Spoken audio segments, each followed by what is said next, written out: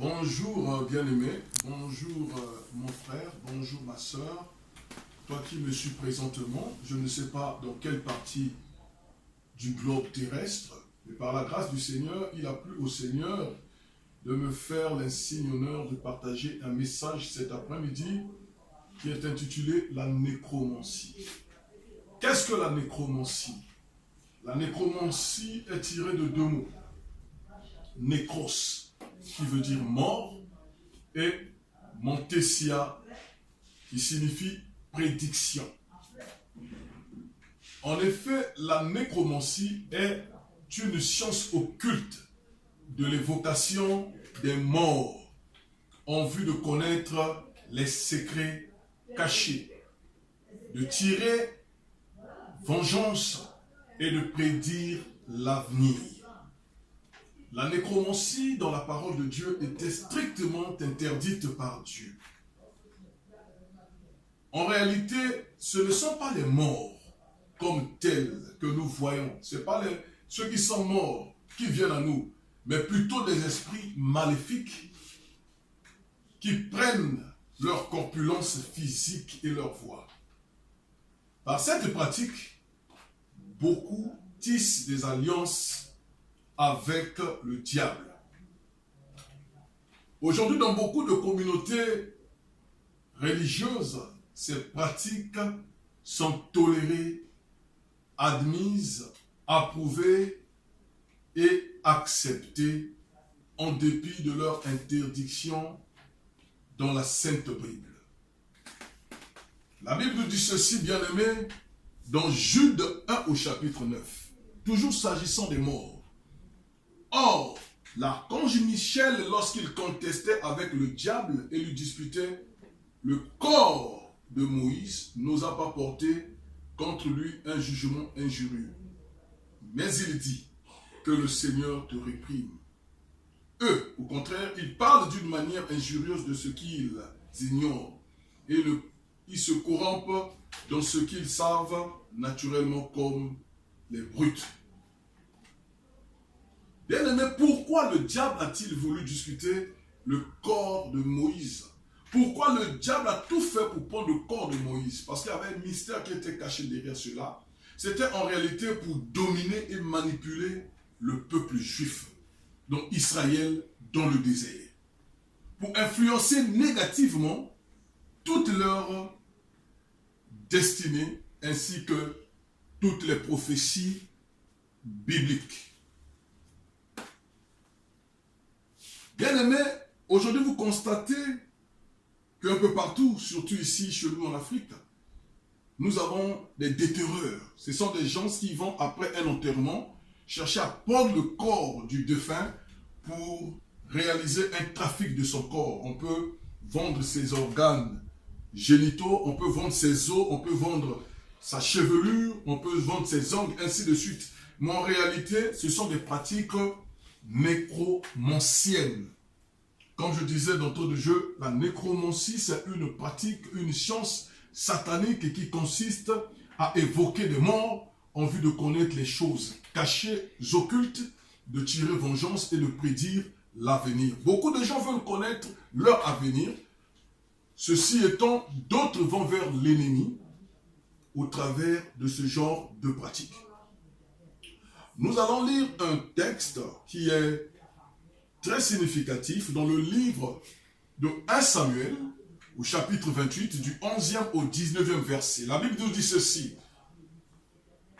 La femme dit, que veux-tu que je te fasse monter? Saoul répondit, fais-moi monter Samuel. Lorsque la femme vit Samuel, elle poussa un grand cri et elle dit à Saoul, pourquoi m'as-tu trompé? Tu es Saoul. Le roi lui dit, ne crains rien.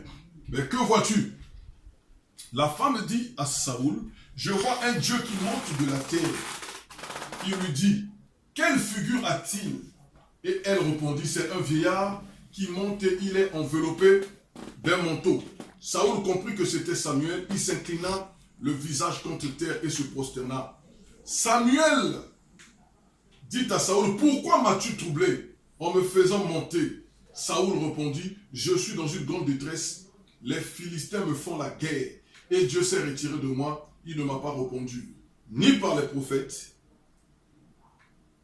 ni par des songes. Et je l'ai appelé, je t'ai appelé pour que tu me fasses connaître ce que je dois faire. Samuel dit, pourquoi donc me consultes-tu, puisque l'Éternel s'est retiré de toi et qu'il est devenu ton ennemi? L'Éternel te traite comme je te l'avais annoncé de sa part. L'Éternel a déchiré la royauté d'entre tes mains et l'a donnée à un autre, à David. Tu n'as point obéi à la voix de l'Éternel et tu n'as point fait sentir à Amalek l'ardeur de sa colère. Voilà pourquoi l'Éternel te traite aujourd'hui de cette manière. Et même l'Éternel livrera Israël avec toi entre les mains des Philistins. Demain, toi et tes fils, vous serez avec moi. Et l'Éternel livrera le corps d'Israël entre les mains des Philistins. Bien-aimé, le roi Saoul était en difficulté. Il avait les Philistins qui lui faisaient la guerre. Mais ce roi avait désobéi à la voix de Dieu. Et le Seigneur avait pris la résolution. Le Seigneur avait parlé au travers du prophète Samuel pour dire qu'il avait déchiré la royauté, qu'il s'était choisi un autre homme, qu'il s'était choisi le roi David qui devait plus tard remplacer Saoul. C'est lui qui devait succéder à la royauté. Bien que Saoul avait un fils, un prince héritier qu'on appelait Jonathan. Mais cependant, Jonathan n'était pas le choix de Dieu. Dieu s'était choisi David simplement parce qu'il avait rejeté Saoul et toute sa postérité. Alors Saoul étant en difficulté, le prophète Samuel était déjà mort. Pendant qu'il savait, c'est lui qui avait donné une loi à toutes les magiciennes, à toutes les nécromanciennes et à tous les nécromanciens magiciens de ne pas consulter les morts parce que cela était strictement interdit dans la parole de Dieu. Cependant, il est allé consulter une nécromancienne. La nécromancienne lui a demandé, quelle mort veux-tu que je te fasse monter? Que je fasse monter, afin que nous le consultons. Le roi Saoul a dit, faites-moi monter Samuel, parce que Samuel était prophète. Mais Samuel était déjà mort. En réalité, c'était l'esprit de mort. Comme je vous ai dit, en réalité, la Bible dit, il n'y a pas de contact entre les vivants et les morts. Donc Samuel étant déjà mort, le prophète Samuel, il ne pouvait plus venir lui parler. Mais Dieu a permis que nous voyons par ce fait que Dieu de gloire, nous devons comprendre que ceux qui sont morts le sont déjà pleinement. Si quelqu'un est parti, il est parti. Il n'y a plus de contact entre les vivants et les morts. Donc il a cherché les prophètes. Dieu ne lui a pas parlé. Par l'Urim, par le Tumim, on a tout fait. Dieu n'a pas parlé à Saoul. Il est allé, il a prié, il a même dormi, afin que Dieu lui parle dans les songes. Il n'en a pas été question. Le Seigneur ne s'est pas révélé à lui-même par des songes. Alors cet homme était choqué, il était blessé. Alors il allait voir une nécromancienne.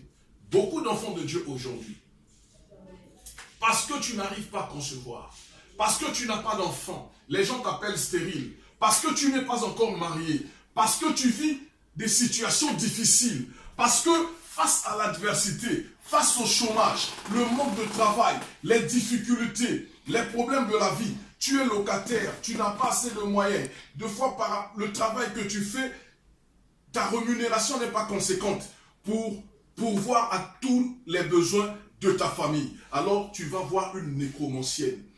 Tu vas voir une femme ou un homme qui consulte des morts pour qu'on te prédise l'avenir, pour qu'on te dise qui tu seras demain. Mais cela est strictement interdit dans la parole de Dieu. Bien-aimé, parce qu'il y a un piège derrière la nécromancie. Regardez, l'esprit de mort qui sort avec le visage du prophète Samuel dit au roi Saoul qu'aujourd'hui, toi et tes enfants, ainsi qu'Israël, vous serez vaincus. Mais toi et tes enfants, vous serez tués. Le même jour, le roi Saoul est mort avec 3 de ses enfants. Regardez les conséquences de la consultation des esprits de mort. Lorsqu'un homme va consulter les esprits de mort apportent la mort dans ta vie physique, mais également dans ta vie spirituelle, dans ta progéniture. Il faut faire très attention. C'est pas bien d'aller consulter ceux qui prédisent l'avenir, que ce soit des marabouts, que ce soit des féticheurs, que ce soit des occultistes de tout genre, que ce soit des voyants.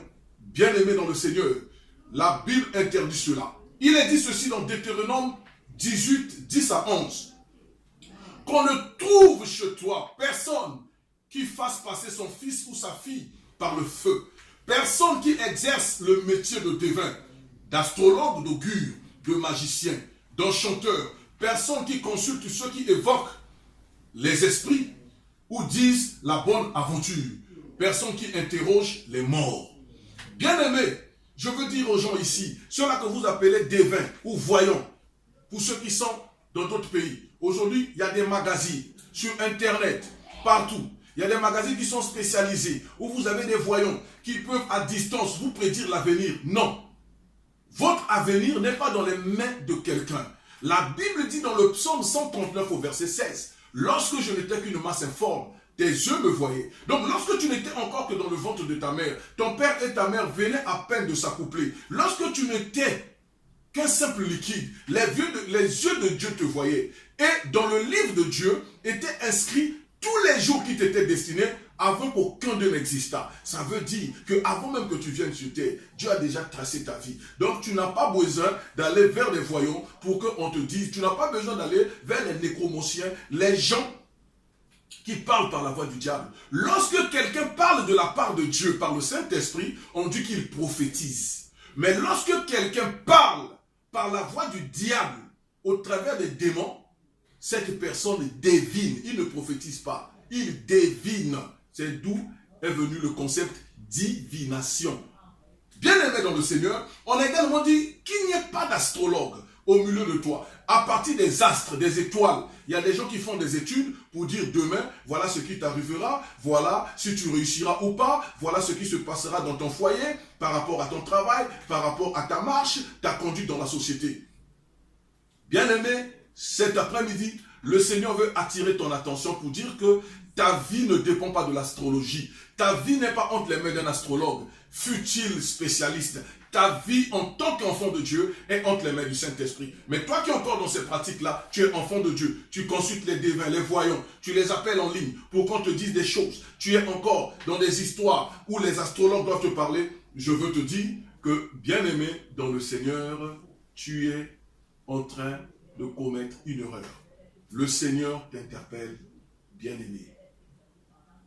Nasengi na yo, nkolo Yeswe, piki sangai, piki sangai.